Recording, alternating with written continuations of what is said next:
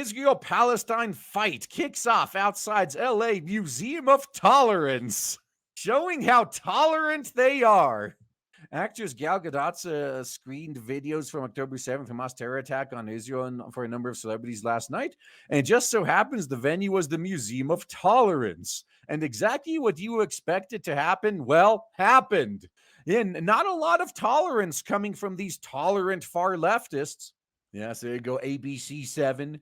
Breaking. Two groups clash outside LA's Museum of Tolerance as center screens a film on Hamas atrocities. LAPD officers move in as several people appear to have been punched and pepper sprayed. Eyewitness News is live with a tense situation.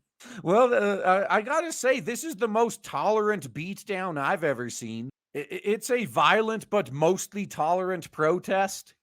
Come on, just because we have a couple thousand bad apples doesn't mean the whole group is bad.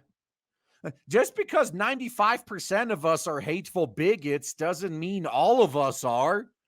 Man, could you quit with the generalizations already? Do you have to lump everyone into some group or another? I'm an individual, damn it. I don't appreciate this guilt by association. Yeah, I know I've been doing it to you for the past decade, but I really don't like it when you do it to me.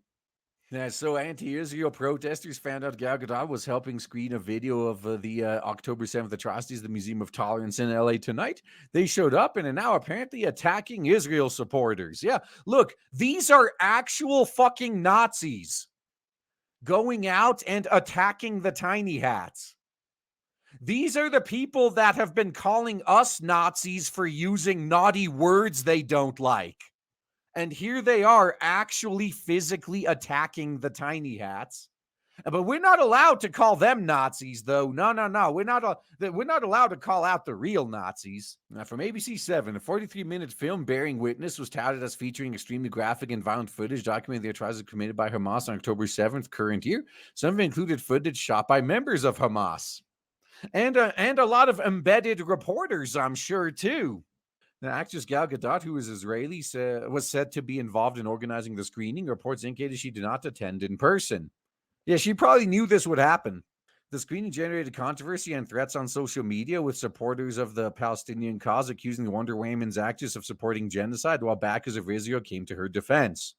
We call those people Nazis, or at least they call everyone even slightly, like even a fraction as bad as them, Nazis.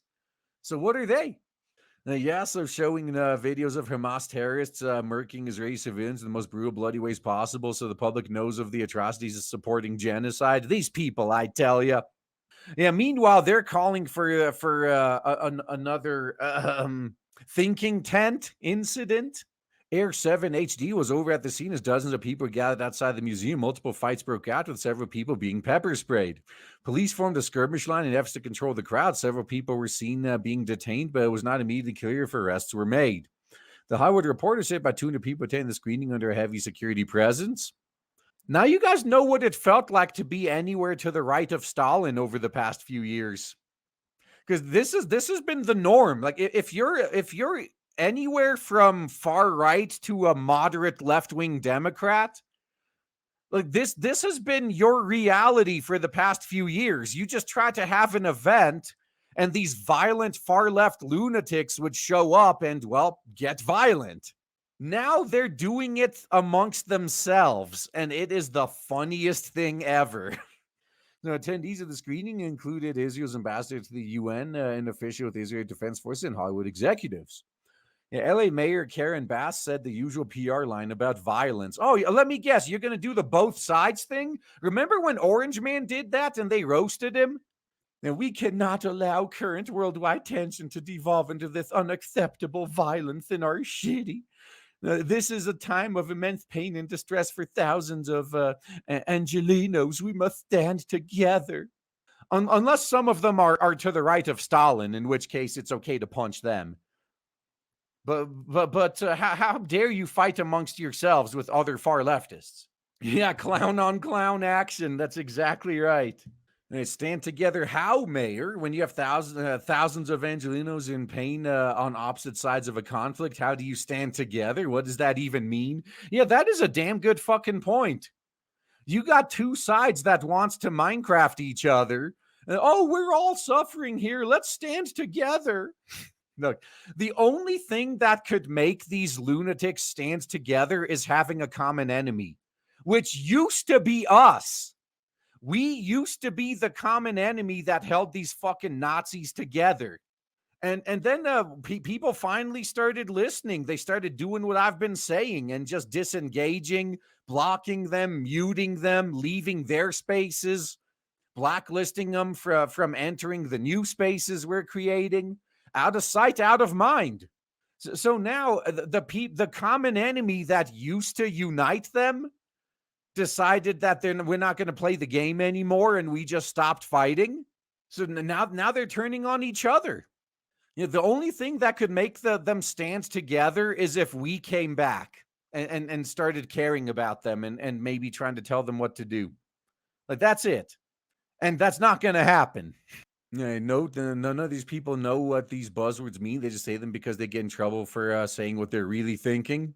No, I think a good half of them really do feel this way. Most of them are actually this stupid. Oh, here's more info on the Museum of Tolerance, a museum to indoctrinate and enlighten. Yeah, that was some very enlightened tolerance going on right outside there. Recipient of the Global Peace and Tolerance Award from the Friends of the UN, the Museum of Tolerance is a human rights laboratory and indoctrinational center dedicated to challenging visitors to understand the Holocaust in both historic and contemporary contexts and confront all forms of prejudice and discrimination in our world today, except discrimination and prejudice against conservatives or white people or men. Like, fuck that. But everything else, that's fine. Maybe if the museum adds a few more touchscreen displays, it would achieve worldwide tolerance. Yeah, that's what it needs. Yeah.